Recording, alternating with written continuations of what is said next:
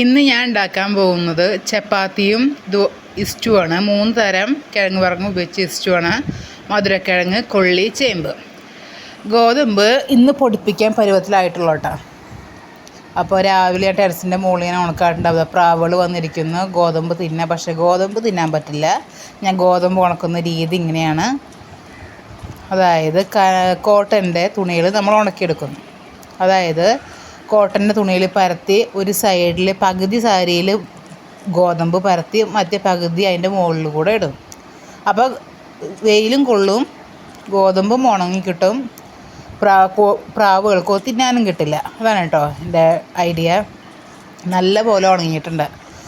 അപ്പോൾ ആ സമയം കൊണ്ടാണ് ഞാൻ കിഴങ്ങ് വേഗം പോയി നന്നാക്കി വെച്ചു. ഇനി നേരെ ഞാനിത് എടുത്ത് ചേറ് വൃത്തിയാക്കണം. ഇതിൻ്റെ ടെറസിൻ്റെ മുകളിൽ നിന്നുള്ള വ്യൂ ആണ്. പച്ചക്കറിത്തോട്ടാണ്, ചെറിയൊരു കുഞ്ഞ് അടുക്കളത്തോട്ടാട്ടോ.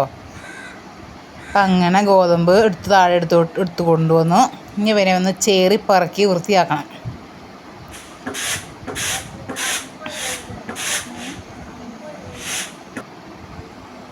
ഇനി നമുക്കിതാ ഇവരെ കവറിലിട്ടു നേരെ മില്ലിലോട്ടാണ് ഇനിയുള്ള പോക്ക്. മില്ലിലോട്ട് പോയി ആ ചേട്ടത മില്ലിൽ പൊടിപ്പിച്ചിരുന്നു.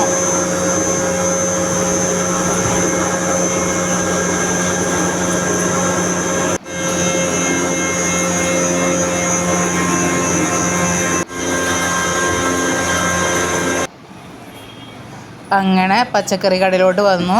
ഒരു 1/4 കിലോ പപ്പടം വാങ്ങിച്ചു.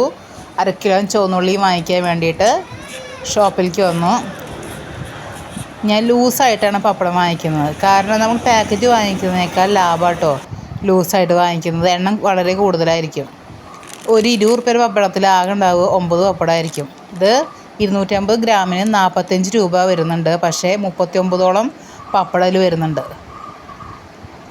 അപ്പോൾ നിങ്ങൾ പാക്കറ്റ് വാങ്ങിക്കുന്നതിനേക്കാൾ നല്ലതായിരിക്കും. ഇനി നമുക്ക് കുക്കറിൽ കൊള്ളി അടുപ്പത്ത് വയ്ക്കാം. കൊള്ളി അതിലോട്ട് 3 പച്ചമുളക് അരിഞ്ഞിട്ട് മഞ്ഞൾപ്പൊടി ഇട്ടു. ഇവനെ ഒന്ന് കുറച്ച് ഉപ്പിട്ട് നമുക്ക് ആദ്യം ഇവനൊന്ന് വേവിച്ചെടുക്കണം. ആ സമയം കൊണ്ട് നമുക്ക് ചപ്പാത്തി പരത്തിയത് ചുട്ടെടുക്കാൻ പത്തിരിച്ചട്ടി അടുപ്പത്ത് വെച്ചിട്ടുണ്ട്. ഇതാ കൊള്ളി വെന്ത് വന്നിട്ടുണ്ട്. അതിലോട്ട് ഇനി ചേമ്പും മധുരക്കിഴങ്ങും ഇട്ട് കൊടുത്തിട്ടുണ്ട്. അത് നല്ല പോലെ വെന്തതാ, ഒറ്റ വിസിലുകൊണ്ട് വെന്ത് വന്നിട്ടുണ്ട്. ഇനി ഇവനെ നമുക്കൊന്ന് വെളിച്ചെണ്ണ ഒഴിച്ച് കടുക് പൊട്ടിച്ച്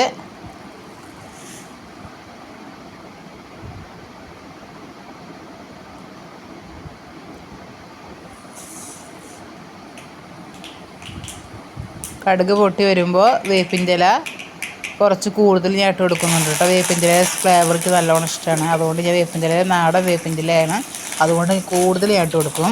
കടയിൽ നിന്ന് അങ്ങനെ വാങ്ങിക്കാറില്ല. മൂത്ത് വന്നിട്ടുണ്ട്. ഇനി അതിലോട്ട് കുക്കറിൽ വെച്ച ആ ഇസ്റ്റു നമുക്ക് ഇതിലോട്ട് ചെരിഞ്ഞ് കൊടുക്കാം. മധുരക്കിഴങ്ങ് ഇടുന്നത് നാരുള്ള സാധനമാണ് മധുരക്കിഴങ്ങ്. അത് വളരെ നല്ലതാണ് ശരീരത്തിലോട്ട് ചെല്ലുന്നതും. ഇനി ഈ കറി നമുക്ക് ചപ്പാത്തിയിലോട്ട് വിളമ്പാം. ചപ്പാത്തി ചുട്ട് വെച്ചിട്ടുണ്ട്.